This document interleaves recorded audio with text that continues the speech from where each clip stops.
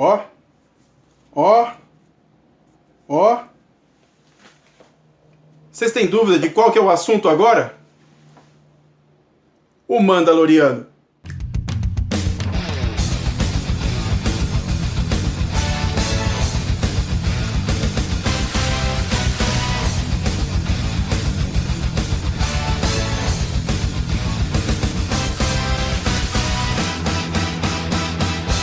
Olá, meu amigo nerd, seja bem-vindo a esse canal. Meu nome é Alex Fury, esse é o canal Como é Bom Ser Nerd. E se você chegou até aqui por alguma indicação dos seus amigos, ou se você viu alguma indicação do próprio YouTube aí na sua playlist de vídeos, vamos lá, dá aquela força, dá aquele prestígio aí pra gente. Não se esqueça de se inscrever aqui no nosso canal, clique no like, ative as notificações e ó, compartilha. Mas compartilha muito esse vídeo com seus amigos que adoram Star Wars e tudo que é nerd que a gente adora falar.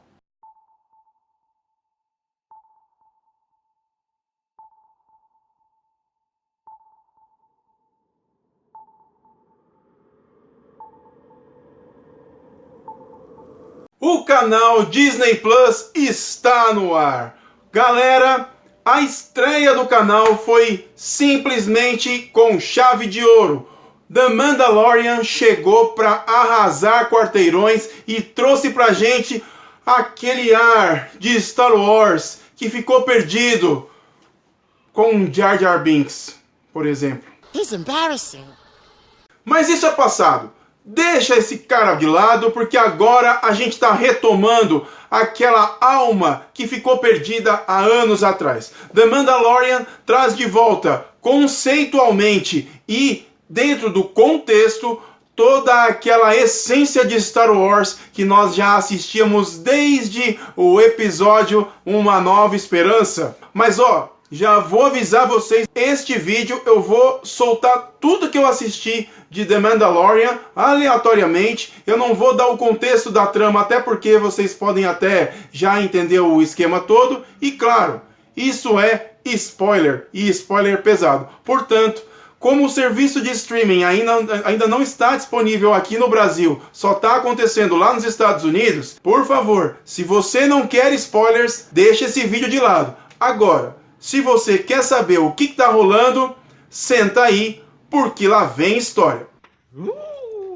A história se passa basicamente 5 anos após a queda do Império Galáctico, que seria 5 anos após os eventos de O Retorno de Jedi. A gente já começa a série sob a perspectiva, sob o ponto de vista do próprio Mandaloriano. Ele carrega consigo uma espécie de localizador das pessoas que ele tem que caçar enquanto recompensa, assim como fizeram, como o próprio Boba Fett fez com o Han Solo no Império Contra-Ataca. De cara, o Mandaloriano chega em um bar, um planeta aparentemente de gelo. Eu não sei especificar para vocês o nome do planeta, depois eu vou rever um pouquinho da série, porque, cara, eu tô tão empolgado, eu tô deixando rolar. Eu quero mais a falar para vocês aqui. E aí ele entra neste bar e de cara a gente vê uma situação atípica. 2 bandidos, né? Ou então 2 caçadores de recompensa, ou 2 contrabandistas, acho que são contrabandistas. Eles estão abordando um alienígena que ele tem uma espécie de guelras aqui, tem uma similaridade com a questão de peixe, né? E ali eles começam a fazer uma pressão psicológica dizendo que as guelras dele valem muito no mercado paralelo e por conta daquilo ele já era um prêmio em potencial. E ele seria mutilado ali pelos 2 se de repente não chegasse o Mandaloriano com aquela armadura maravilhosa. Vamos combinar, conceitualmente a Disney, aliás a Disney, ela tá entrando só com a grana. Jon Favreau, você tá fazendo a mágica mais uma vez. Você que reergueu a Marvel com o primeiro Homem de Ferro, agora nas suas mãos a Disney com certeza vai sorrir com a nova cara que Star Wars está ganhando. Mas seguindo com a conversa aqui, entra o Mandaloriano e os 2 já se intimidam com a chegada dele, que ele, claro, tem aquela presença austera, quieto, já chega no balcão do bar, sem falar com ninguém, e enquanto isso os dois ficam lá com raiva por conta dele ter interrompido o processo de corte que eles fariam no alienígena. E nessa hora os dois vêm tirar uma onda com o Mandaloriano e, claro, ele pede uma caneca de cerveja e é nessa hora que ele bate com a caneca na cara do que é humano e o outro, que é alienígena, ele vê que não vai ter chance, que o colega dele tomou uma surra e ele sai correndo. É nessa hora que o Mandaloriano, igual ao trailer, ele atira um dos seus arpões e pega na perna desse alienígena e vem trazendo de volta para dentro do bar. E nessa hora, o alienígena aponta um blaster e atira contra o Mandaloriano, que se esquiva e atira. É muito bacana a movimentação porque lembra exatamente aquele clima de western dos anos 60, né? Que tem aquela coisa assim de sacar a arma no deserto. É bem característico isso. E é ali que, claro, a Disney tem essas limitações que não gosta de mostrar essas coisas extremas, mas o Mandaloriano puxa o alienígena até uma porta, que é uma porta em espiral, que é muito comum dentro dos conceitos de cenário de Star Wars, e é nessa hora que a espiral fecha bem na cintura do alienígena e corta ele no meio, só que só não mostra. E claro, o alienígena vai agradecer o Mandaloriano, só que, para infelicidade dele, ele é a recompensa que o Mandaloriano foi atrás. É muito legal a gente ver neste primeiro episódio os conceitos que são clássicos da franquia Star Wars dos tempos vindouros, desde o episódio 4 até o episódio 6, Retorno de Jedi. Uma coisa muito característica em Star Wars, e quando eu comecei a assistir, minha esposa estava do meu lado, eu falei, cara, vai ter uma criatura que vai aparecer aí, sem dúvida. O Mandaloriano, quando ele foi levar a sua presa lá para a nave, para poder levar para quem pagou pela recompensa, ele pediu um daqueles transportes, muito parecido com o que o Luke Skywalker usava quando ele morava com a tia Beru na fazenda. E ele, quando chega um com droid. Na hora que chega com o droid, a gente percebe que a ligação que ele tem com essa presença dos droids não tem uma catarse ali. Então ele pede pro cara, olha, eu pago até mais, mas eu não quero um transporte automático, eu quero com um piloto humano. E aí vem um cara pilotando um flutuador para eles lá. Posso até chamar de speeder porque eles têm essa característica lá. E esse transporte é para levá-los até a nave do Mandaloriano, que aliás, apesar de simples, conceitualmente muito bonita a nave dele. Aliás, é um show de talento os conceitos de espaçonaves que a gente vê em Star Wars há muitos anos, né? Chegando lá, o Mandaloriano coloca o preso dentro da nave e ele percebe que quando o speeder se afasta, o alienígena que foi pego, ele fica olhando no horizonte. Dito e feito, debaixo da calota polar surge um animal que devora o speeder lá na frente e ali o clima de tensão já começa. A criatura vem rachando gelo até onde está pousada a nave do Mandaloriano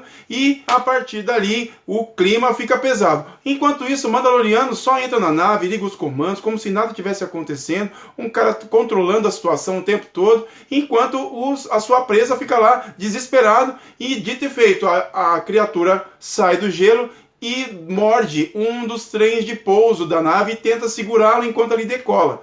O Mandaloriano, com muita calma, desce até o hangar e ali o hangar até o trem de pouso ali, e ele usa essa carabina, é tipo uma espingarda que ele tem, e na ponta, segundo, eu não acompanhei o Star Wars Rebels, né, que seria a série animada, mas segundo referências, essa arma ele utiliza na animação e é justamente o que ele usa para poder eletrocutar a criatura. Aliás, quando dá o choque, a gente espera, até por conta dos efeitos especiais que são de hoje, que a gente tenha ali um tratamento melhor, mas o Jon Favreau tomou o cuidado, por isso que eu falo que eu sou muito conceitual, ele tomou o cuidado de manter aquelas características de eletricidade que são comuns nos primeiros filmes. Vocês podem reparar que o efeito ele é muito comum perto da qualidade tecnológica de efeitos especiais que a gente tem. A criatura em si ficou muito bem trabalhada, ela é 100% CGI,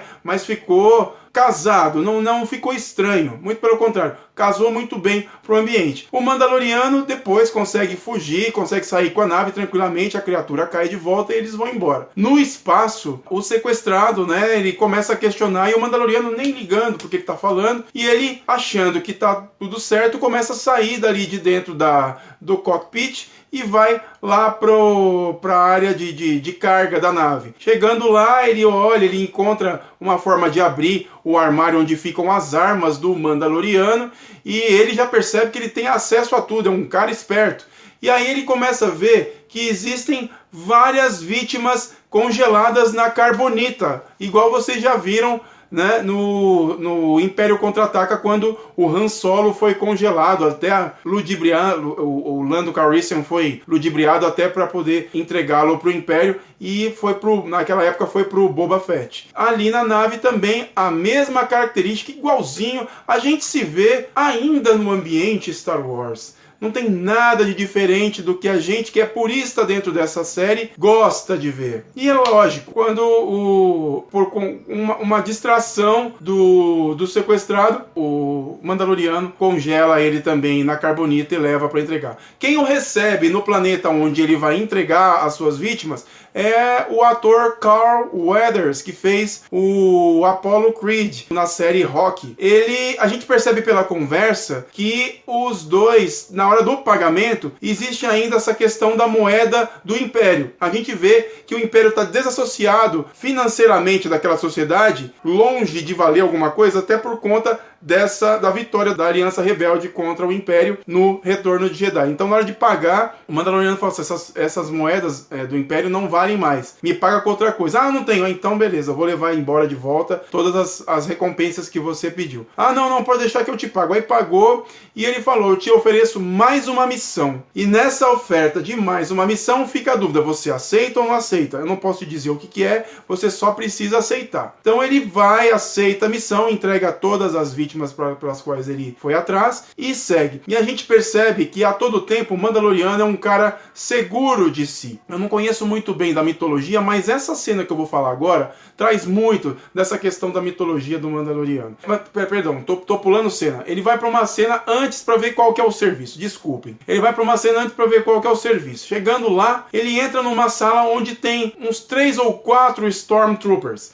Logo que abre a porta, a gente percebe que os Stormtroopers que estão ali, visualmente, estão magros. Você vê pelo capacete que estão carcomidos, coisa assim que está machucada mesmo. A gente percebe que são os últimos que restaram depois da queda do Império. E entre eles, protegido por eles, tem um oficial ali que aguardava a chegada do Mandaloriano e explica para ele o que ele tem que fazer na missão. Ele precisa encontrar alguma coisa que tem 50 anos de idade para que ele possa trazer isso para o cientista dele. O cientista é um cara muito desajeitado que aparece na cena logo em seguida, mas a gente vê que aquele clima, a gente percebe que são aquelas células dos grandes oficiais de exércitos como os nazistas, que estão escondidos, evitando ser encontrados e rechaçados. E aí ele passa essa missão pro Mandaloriano e fala, a partir de agora é com você, e paga ele com uma moeda, eu não vou me recordar o nome dessa moeda,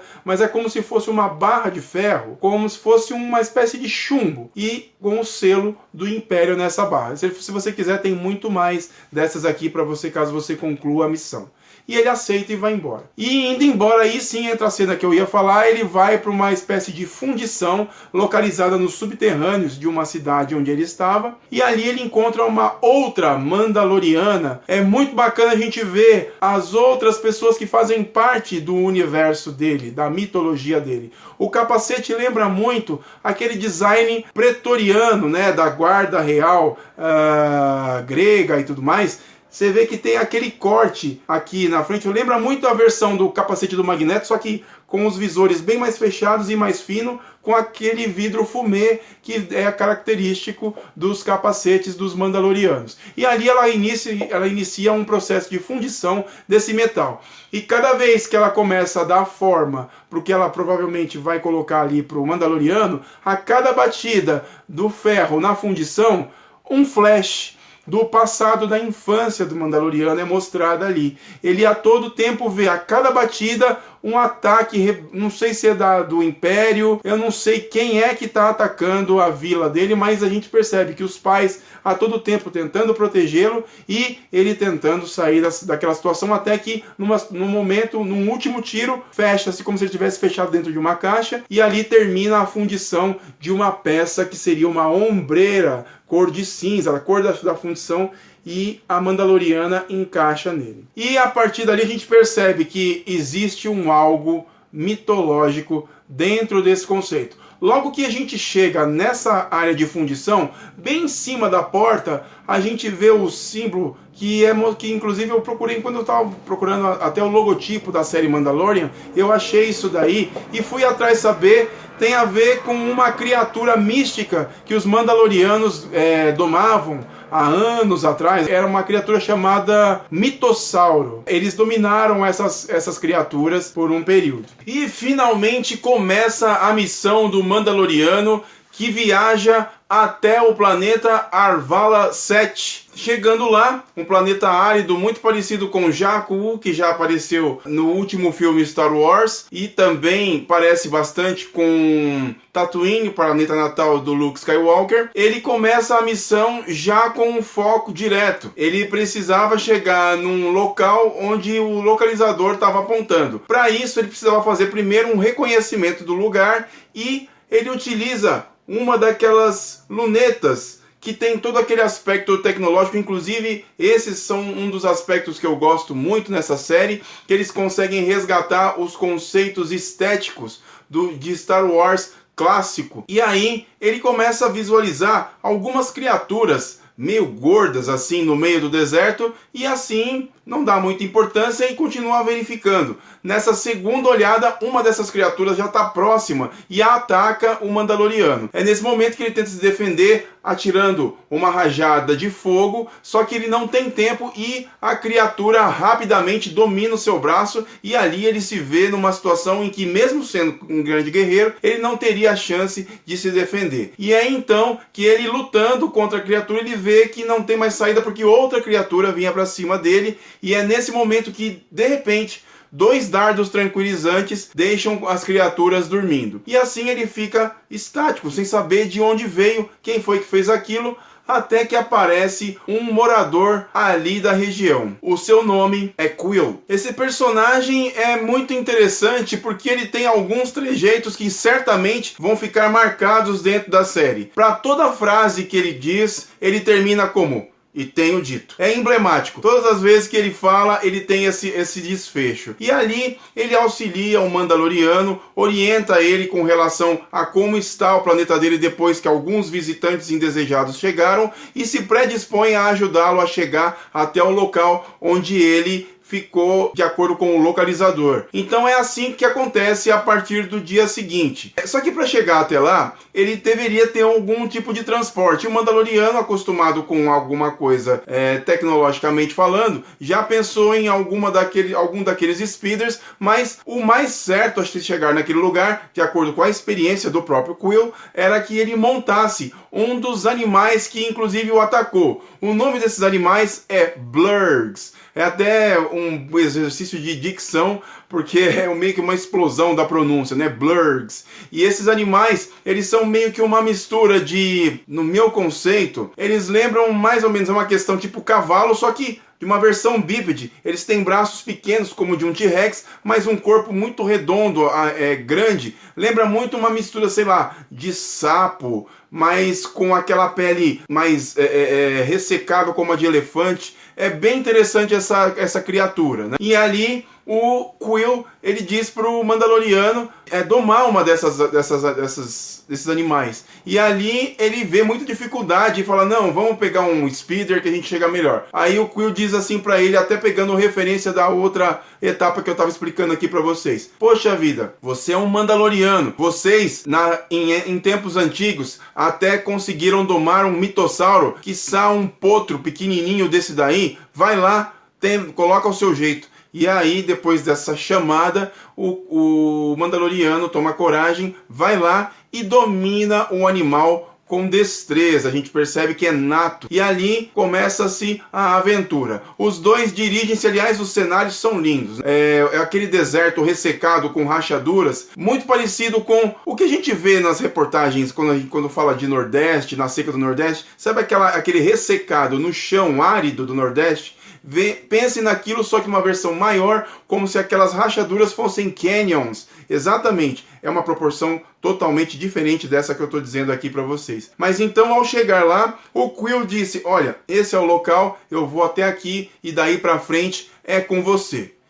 E tenho dito. Então, a partir dali, o Mandaloriano se arma e ele utiliza mais uma vez a sua luneta para verificar um forte que estava ali abrigando possivelmente o alvo que ele foi contratado para pegar. E ali, no meio dessa sua observação, ele nota que um visitante indesejado também chegava ali. Por experiência, ele já percebeu conceitualmente o que era. Era um droide de caçador de recompensas também, chamado IG-11. E nesse exato momento, o IG-11, ele intimida os guardas que ali cercavam e ali se inicia um tiroteio. É muito bacana porque a gente vê, até por conta dos efeitos especiais que são aplicados agora, um pouco mais dessa velocidade de movimentação que um droide pode ter, né? A gente via o C-3PO com o Anthony Edwards, mas era uma pessoa vestida. Agora você vê os efeitos especiais efetivamente num droid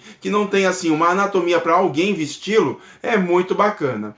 E o interessante assim é que é um jogo assim de faroeste, como eu já havia relatado para vocês anteriormente. E a cena é muito dinâmica, muito tiro, ele consegue lidar com os caras e naquele mesmo tempo, o Mandaloriano aproveita, deixa e se aproxima. Quase que, inclusive, o IG-11 o acerta, mas por sorte ele consegue argumentar e ali eles se entendem enquanto caçadores de recompensa. É nessa hora que todos os guardas, os poucos que ficaram ali, procuram algum lugar para se esconder e enquanto os dois conversam, eles voltam e se armam. E um deles possui uma espécie de canhão flutuador, muito parecido com aqueles que invadiram o palácio da Padmé na Ameaça Fantasma. Só que, claro, numa versão bem menor, para uma pessoa pilotar. E ali começa um tiroteio desenfreado e quando o IG-11 começa a ser acertado com os tiros, ele diz: eu vou ter que ligar o meu módulo de autodestruição. E claro, se isso acontecesse, praticamente a aventura estaria encerrada. E então, nesse momento, o Mandaloriano fala: pelo amor de Deus, não faça isso. Aguenta mais um pouquinho, vamos tentar resistir, que a gente vai conseguir abrir essa porta para ver o que a gente pode recolher lá dentro. Tem a nossa recompensa. Então ele recolhe a bomba, tem inclusive um detonador que aparece aqui no peito dele e isso recolhe para dentro do complexo aqui da estrutura do robô. E ali o tiroteio começa e o Mandaloriano, muito habilidoso, consegue dar a volta por trás, ludibriando todos os outros, matou vários no meio do tiroteio e ele domina aquele canhão. E é nessa hora que é uma cena muito bonita, ele sozinho começa a atirar em todos e dominar praticamente o ambiente com muita agilidade, que inclusive o próprio Quill, inclusive no início da relação que os dois tiveram, ele disse: eu só vou ajudar você, Mandaloriano, porque eu conheço a sua história e sei que vocês são guerreiros, e você vai ser capaz de limpar a minha terra aqui e eu voltar a ter a minha vida tranquila. Concluída a batalha, os dois caçadores de recompensa se veem tranquilos mediante a toda a catástrofe que foi essa situação. E então, mais um dilema a resolver. Como vamos abrir a porta que está guardando justamente o objetivo de estarmos aqui? É aí que eles aproveitam o canhão que eles utilizaram para derrubar aquela porta de aço. Lembra muito, inclusive, aquele mesmo sistema que a gente viu em Retorno de Jedi, em que o Han Solo começou a tentar abrir lá e não conseguia de jeito nenhum. Mas, tirando a questão conceitual, eles conseguem entrar e ali eles se deparam com mais alguns dos guardas que ali protegiam e conseguem desvencilhá-lo. E ali eles verificam que existe uma espécie de objeto que parece bastante com um ovo, com uma tampa fechada. E ali eles abrem e nesse momento, quando eles puxam o cobertor, adivinhe, nós vemos ali uma criatura da raça do Yoda. É uma versão bebê de 50 anos de idade. É a coisa mais linda e o resgate mais puro da essência de Star Wars naquele momento. Claro, as ordens do droid era para destruir e o Mandaloriano não pensa duas vezes. Ele abate o droid e ali ele inicia uma missão de proteção e resgate daquela criatura. A cena é linda, os dois se encontram no dedo assim, não chegam a se encontrar, mas a gente vê a mãozinha do Yoda saindo e o Mandaloriano se encontrando com ele, e assim a gente encerra o episódio. Os créditos são um show à parte. A arte que é mostrada de Star Wars nos créditos do final do episódio são lindas. A cada episódio, aliás, já saiu o segundo, logo eu vou estar comentando aqui para vocês também, mas é um show à parte. Vocês veem ali todo o planejamento do conceito visual que eles conseguem transportar para dentro do live action. Galera, eu estou muito, mas muito feliz. Como fã de Star Wars, eu estava assim, apreensivo, com tantos anos de tanta coisa que deu errado em Star Wars, e agora a gente está vendo aí a oportunidade de resgatar aquela essência que me tornou nerd há tantos anos atrás. E é isso, galera, eu vou ficando por aqui, espero que vocês tenham gostado do vídeo, e ó, dá uma força, gente, compartilha aí esse vídeo com seus amigos e coloca aí nos comentários se você aí por acaso já assistiu o Mandaloriano e tem também aí as suas impressões. Essa é a hora da gente trocar figurinha e levantar o hype dessa série que tá trazendo pra gente tudo aquilo que deixaram pra trás de Star Wars. Meu nome é Alex Fury, esse é o canal Como é Bom Ser Nerd. Um grande abraço para todos vocês e que a força esteja com todos nós. Tchau, galera.